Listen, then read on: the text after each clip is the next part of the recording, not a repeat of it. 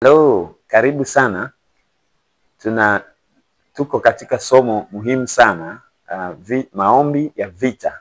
Na vita ni vita vya kiroho. Mimi ni Emmanuel David Shilatu. Tunaendelea na nikupe utangulizi.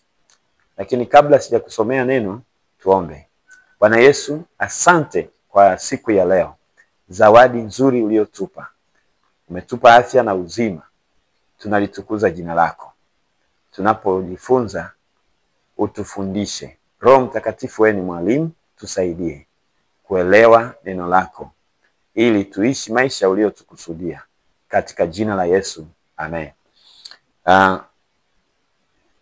Kwa nini tunazungumzia sana vita, maombi ya vita? Kwa sababu neno la Mungu linasema katika Waefeso 6 mstari wa 10, 11 na kuendelea mpaka wa 18. Inasema, hatimaye mzidi kuwa hodari katika Bwana na katika uweza wa nguvu zake. Uweza wa nguvu zake. Kwa hiyo tunatafuta nguvu za Mungu ili kupigana hivi vita. Uweza wa nguvu zake. Tuwe hodari katika uweza wa nguvu zake. Lakini mstari wa 11 nasema, vaeni silaha zote za Mungu mpate kuweza kuzipinga hila za shetani. Kwa hiyo tunapigana vita dhidi ya hila za shetani. Inatosha kwa kujuza hayo kwanza. Kwa hiyo twende katika kiini sasa. Tunapigana vita. Tunazungumzia kuzipinga nguvu na hila za Farao. Farao ni nani? Farao ni nini? Farao ni kitu gani? Farao alikuwa mfalme wa Misri. Walikuwa watawala wanaitwa kwa cheo hicho, ndio cheo chao. Mtu mkuu sana anayemiliki nchi, anayetawala na yeye na ukoo wake na familia yake wanaendelea kutawala. Na ndani ya ile nchi kulikuwa na baraka nyingi. Nchi ya Misri ilikuwa ina chakula tele. Nchi ya Misri ina mto unaitwa mto Nile. Huo mto unatokea Afrika Mashariki. Lakini ni baraka kubwa sana. Ni baraka kubwa sana huo mto. Na mpaka leo Misri inatunzwa na mto Nile. Kwa hiyo watu wa Mungu waliwahi kukimbilia kule Misri. Uzao wa Ibrahimu ambaye aliambiwa uzao wako utakaa ugenini miaka 400. Baada ya hiyo miaka 400 Mungu akaja kuwakomboa. Akamtuma Musa.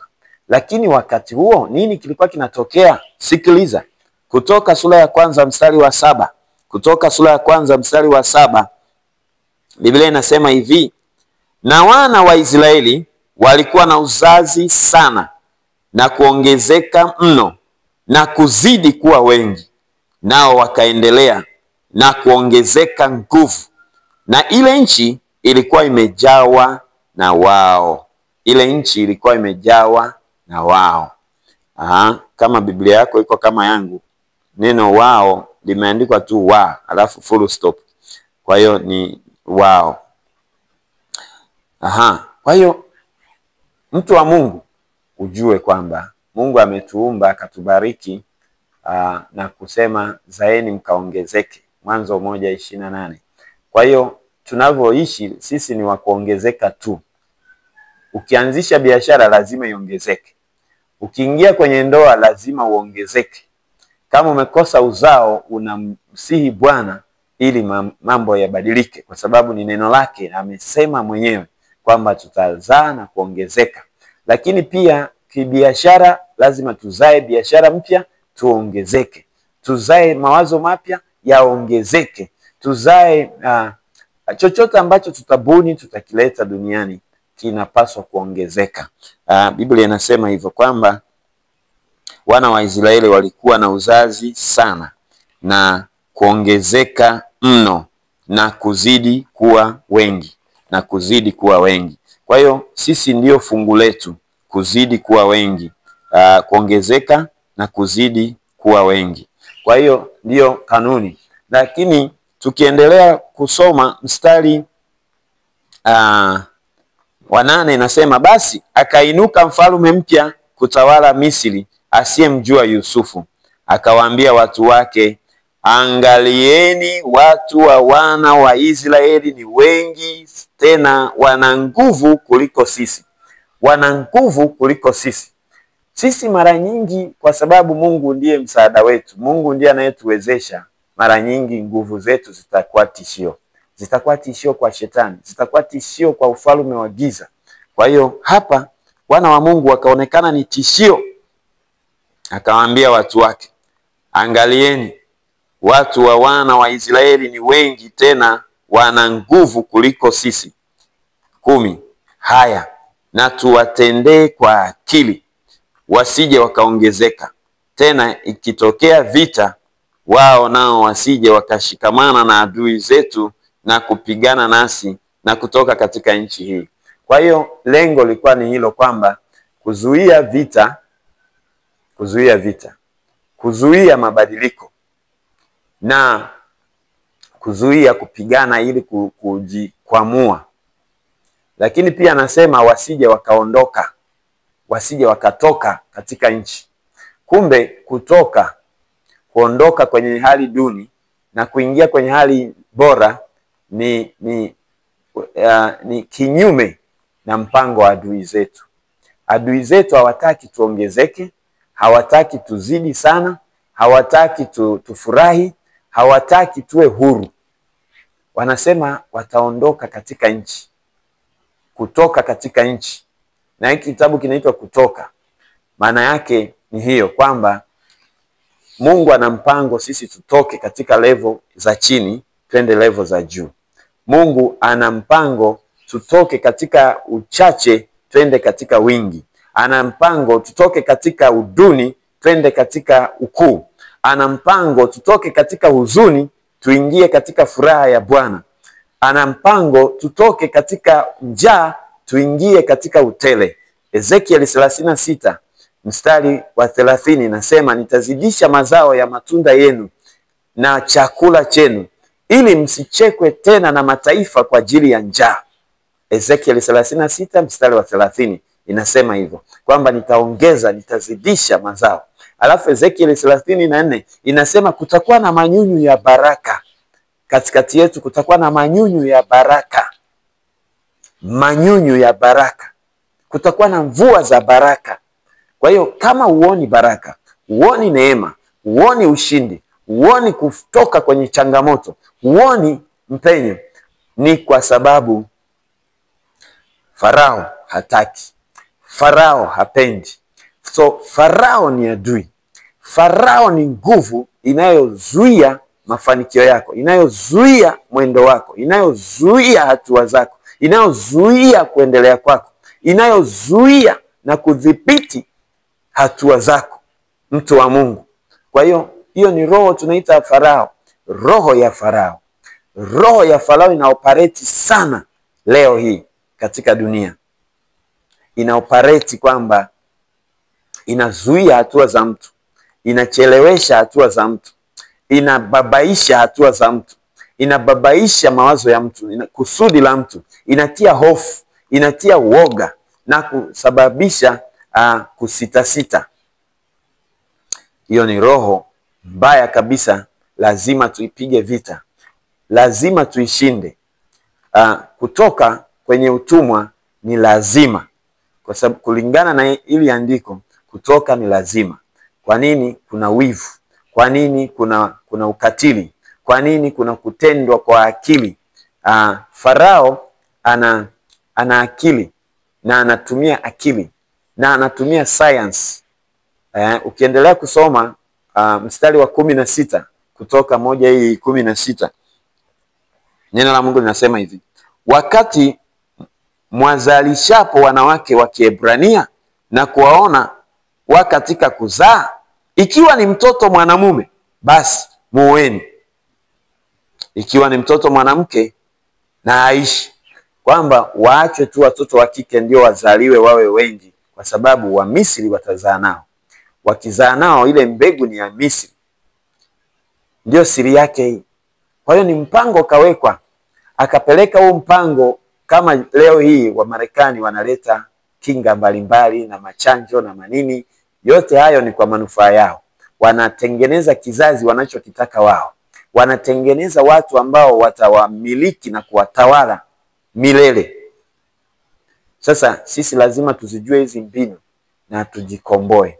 Kwa hiyo huyu Farao ilianzia Misri, hiyo mbinu ya machanjo, mbinu ya kufanya kazi na manesi ili kuua, kuangamiza kizazi. Leo hii sayansi imeendelea, wanatumia chanjo kuweza kumzidi mtu wa Mungu, kuweza kummiliki mtu wa Mungu, kuweza kumfanya mtu wa Mungu aendelee kuwa mtumwa. So Farao ni roho kamili, ni roho inayooperate kwenye maisha ya watu, ni roho inayotenda kazi kuzuia maongezeko, kuzuia mafanikio, kuzuia uhuru, kwamba wasitoke, wasije wakatoka katika nchi, kuzuia ushirikiano, kwa sababu anasema wasije wakashirikiana na watu wengine wakatupiga vita sisi. Kwa hiyo inazuia uzao, inazuia maongezeko, inazuia mafanikio, inazuia ushirikiano na watu wengine, inazuia kutoka kuwa na uhuru, inazuia.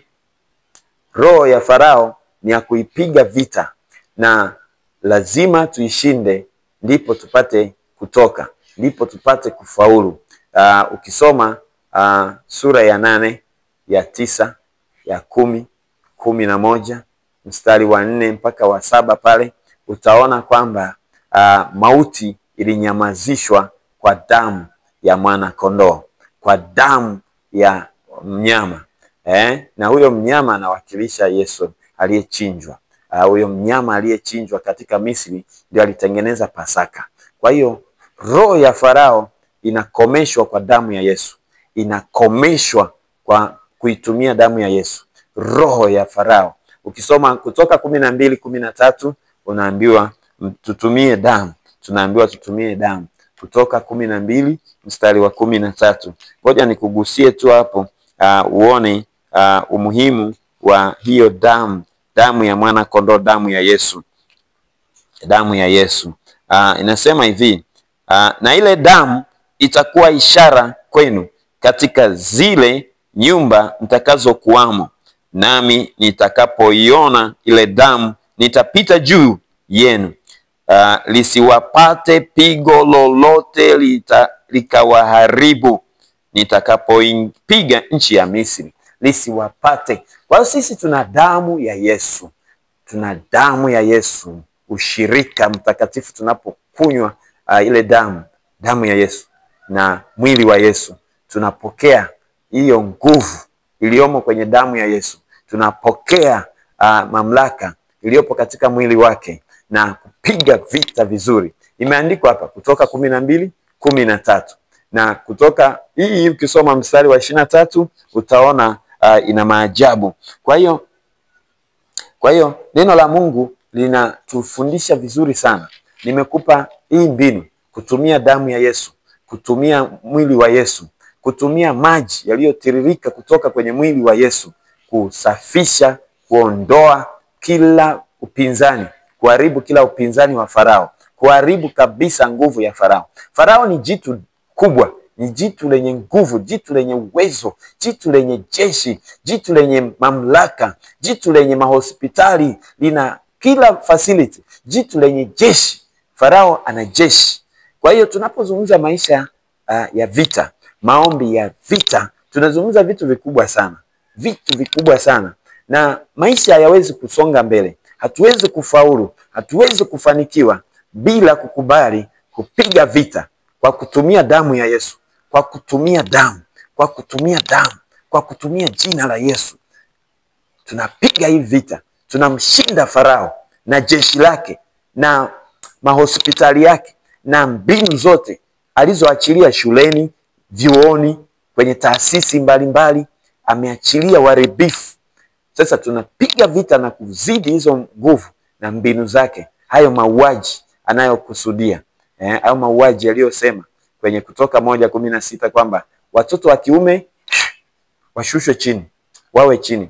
Mimi niko shuleni, nimegundua na nimeona watoto wa kiume wanazidi kushuka kiuwezo, wanazidiwa na watoto wa kike sasa hivi, lakini imetoka kwenye machanjo haya, imetengenezwa kisayansi. Watoto wa kiume sasa hivi hata kitaifa wako chini.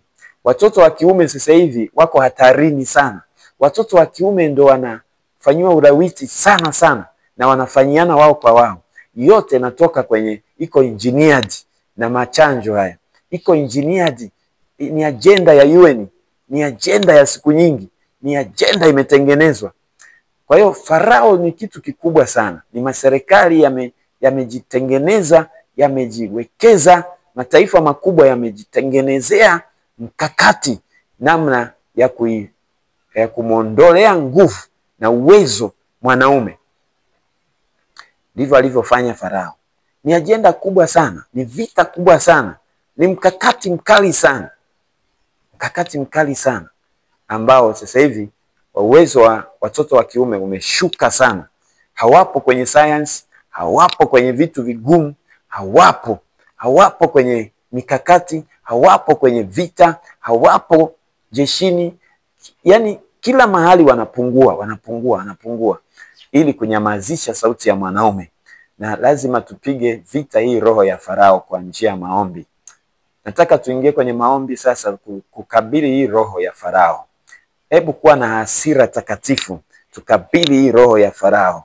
Tupigane kiume, tusimame kabisa, tupigane kiume, tusimame kabisa, tukiwa kidete.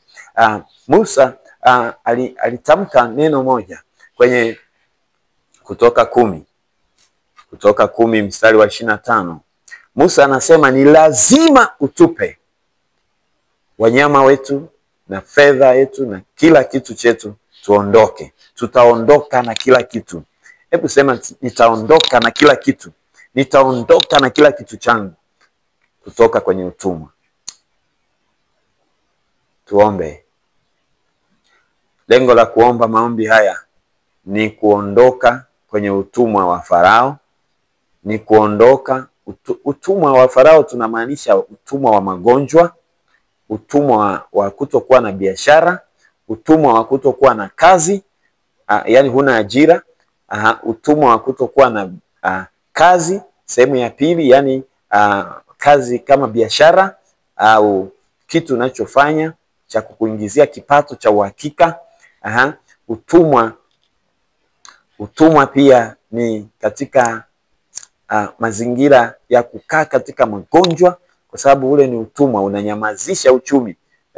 Kwenye Mathayo kuna mama mmoja aliyekuwa akitokwa damu miaka 12.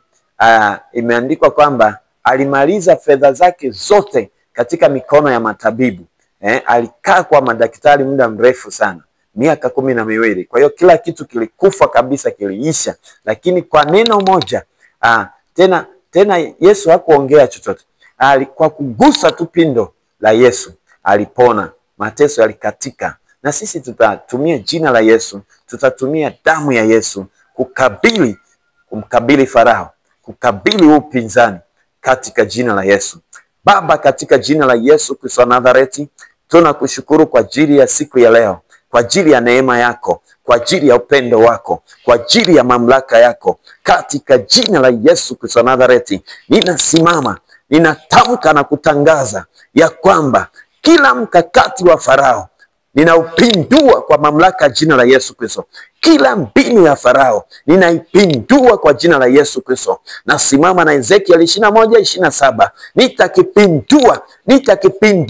Nitakipindua hiki nacho mpaka atakapokuja mwenye haki, mwenye zamu yake, ili kukitwaa kwa jina la Yesu Kristo wa Nazareti, kwa jina la Yesu Kristo wa Nazareti, kwa jina la Yesu Kristo wa Nazareti. Mfalme wa falme, mfalme wa falme, mfalme wa falme, Mungu wa uweza wote, pokea sifa, pokea sifa. Mfalme wa falme, Baba wa utukufu, Mungu wa uweza wote, Mungu mwenye nguvu, Mungu mwenye mamlaka, Mungu usiyeshindwa, Mungu uliye ngao yetu na kimbilio, ninaangusha kila shauri la adui, kila shauri la Farao, ninalipindua, ninaliangusha, ninaling'oa kwa jina la Yesu, kwa damu ya Yesu, kwa jina la Yesu, kwa damu ya Yesu. Ninang'oa magonjwa, ninang'oa uharibifu wa adui, ninang'oa mateso, ninang'oa shauri la adui la kutokuwa na kazi, la kutokuwa na ajira, la kutokuwa na hatua kwenye biashara, kwenye kazi. Ninang'oa uharibifu, kupoteza wateja kwa namna yoyote. Ninaharibu ni kusudi la adui.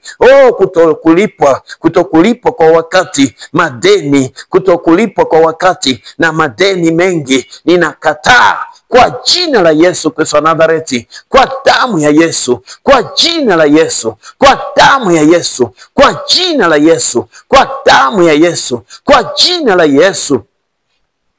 Mfalme wa wafalme, Mungu wa uweza wote, ninasimama kinyume na kila mpango wa adui na kila kusudi la adui. Ninaangusha kila mpango wa adui, ninaufuta kwa damu ya Yesu, naufuta kwa damu ya Yesu. Huo mpango wa kunidhalilisha, wa kuniaibisha, ninaukataa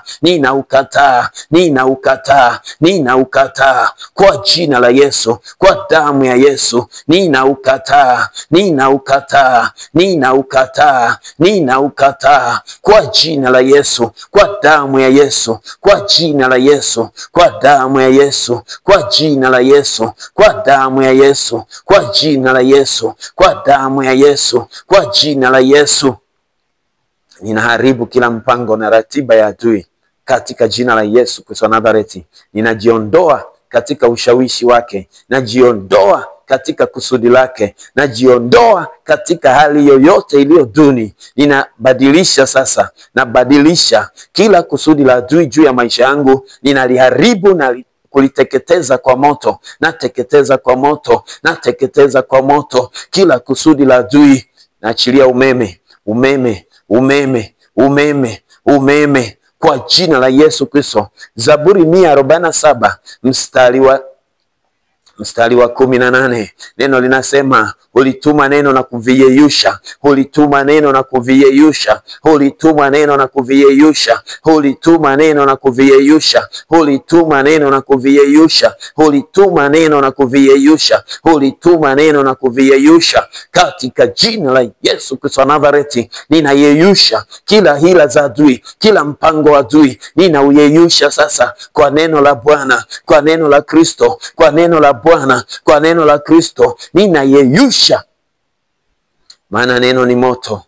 Maana neno ni moto, na Mungu wangu ni moto ulao. Mungu wangu ni moto ulao. Nimezaliwa na moto ulao. Mimi mwenyewe ni moto. Mimi mwenyewe ni moto. Isaya 10:17. Isaya 10:17. Obadia 1:18. Mimi ni moto. Mimi ni moto. Mimi ni moto. Nyumba yangu ni moto. Ninatamka ya kwamba mimi ni moto. Mimi ni moto. Ninaendea sasa hayo magonjwa, hayo mateso, hayo malango yaliyofungwa, ninayafungua kwa jina la Yesu, kwa damu ya Yesu, kwa jina la Yesu, kwa damu ya Yesu, kwa jina la Yesu, kwa damu ya Yesu. Endelea kuomba. Omba pamoja nami. Ninateketeza kabisa magonjwa yote, fadhaa yote, magonjwa yote, aibu yote, ni hila ya Farao, ni mpango wa Farao, ni kusudi la Farao. Ninateketeza kila pando, kila kusudi, kila ratiba aliyoipanga dhidi ya maisha yangu. Ninaiteketeza, ninaiharibu hiyo ratiba, hilo kusudi, ninaliteketeza kwa jina la Yesu. Mimi ni moto, mimi ni moto, mimi ni moto, mimi ni moto, mimi ni moto, mimi ni moto, mimi ni moto, mimi ni moto, mimi ni moto, mimi ni moto, mimi ni moto, mimi ni moto. Natamka ya kwamba ninaachilia moto dhidi ya mashambulizi ya adui, dhidi ya mpango wa adui, kila kusudi la adui ninaliharibu kwa moto, ninaliteketeza kwa moto, ninaliteketeza kwa moto, kwa jina la Yesu, kwa damu ya Yesu. Yesu, kwa jina la Yesu, kwa damu ya mwana kondoo, damu ya mwana kondoo, damu ya mwana kondoo. Kutoka 12:13, kwa jina la Yesu Kristo, roho ya Farao, roho ya Farao, ninaipiga roho ya Farao, ninaipiga roho ya Farao, ninajitenga, nimetofautishwa. Kutoka 9:4, Bwana hata ruhusu biashara yangu ife, kazi yangu ife. Bwana amesema. Kutoka 9:4 amesema Bwana hata ruhusu biashara yangu ife, bali biashara ya Wamisri ndiyo itakayokufa, ndiyo itakayovunjika, ndiyo itakayoharibika, ndiyo itakayoteseka, ndiyo itakayopotea kwa jina la Yesu Kristo. Kwa jina la Yesu, kwa damu ya Yesu, ninakataa kabisa. Biashara yangu haitaharibika, biashara yangu haitaharibika, kazi yangu haitaharibika, kazi yangu haitapotea, kazi yangu haitaharibika, kazi yangu haitapotea, kazi yangu haitaharibika, kazi yangu haitapotea. Katika jina la Yesu, katika jina la Yesu, kazi yangu itasimama, kazi yangu itasimama kwa jina la Yesu Kristo wa Nazareti, kwa jina la Yesu Kristo wa Nazareti. Weka mkono mahali popote panapouma, weka mkono kichwani, weka mkono kichwani ama kifuani. Tuombe sasa, tuharibu hiyo nguvu inayokutesa, hiyo inayokuliza, chochote kinachokuliza, chochote kinachokutesa, chochote kinachokuletea huzuni, chochote, kila mpango unaopanga unaharibika, haufanikiwi. Tunaenda kulitamka sasa jina la Yesu, tunatamka jina la Yesu, na damu ya Yesu ikuondoe, ikuondolee hilo shauri la adui. Unawaza nini juu ya Bwana? Maana yeye atakomesha kabisa mateso, hayatajirudia mara ya pili, kwa jina la Yesu Kristo wa Nazareti, kwa jina la Yesu Kristo, kwa jina la Yesu Kristo. Hayo mateso hayatajirudia tena katika familia yako, katika nyumba yako, katika ndoa yako, katika kazi yako, katika kila eneo na kusudi, katika jina la Yesu Kristo. Hakitaharibika chochote, hakitaharibika chochote, hakitaharibika chochote, hakitasimama chochote, hakitaharibika chochote, hakitasimama chochote, hakitaharibika chochote, hakitasimama chochote, hakitaharibika chochote, kwa jina la Yesu, kwa damu ya Yesu, kwa jina la Yesu, kwa damu ya Yesu. Nasimama kinyume na kila silaha ya adui iliyowekwa ili kuleta uharibifu, ili kuleta uharibifu, ili kuleta giza, katika jina la Yesu Kristo wa Nazareti, katika jina la Yesu Kristo wa Nazareti. Ninaharibu kabisa kila mpango wa adui, kila kusudi la adui, kila ratiba ya adui kunizuia hatua zangu. Ninaharibu kwa jina la Yesu, kwa damu ya Yesu, kwa damu ya Yesu. Baba, ninakushukuru. Asante kwa sababu ya uponyaji. Asante kwa sababu Farao na nguvu zake na jeshi lake wameanguka. Kila Farao anayemfuatilia mpendwa, anayemfuatilia mtumishi, Bwana atumbukie katika bahari ya Shamu na kupotelea pale, kwa jina la Yesu Kristo. Kila Farao, naamuru kila Farao apotezwe, amezwe na maji ya lile ziwa, maji ya ile bahari ya Shamu, ikameze kwa jina la Yesu, ikameze kwa jina la Yesu. Hiyo bahari ya Shamu ikumeze, ewe Farao, ikumeze na kukuteketeza, ikumeze na kukupoteza katika jina la Yesu Kristo. Wala uzao wako hautaitwa tena, hautainuka tena, katika jina la Yesu Kristo wa Nazareti. Mwaminifu, muweza wa yote, Baba, nakushukuru na kutukuza. Pokea sifa katika jina la Yesu Kristo wa Nazareti, tunakushukuru. Amen.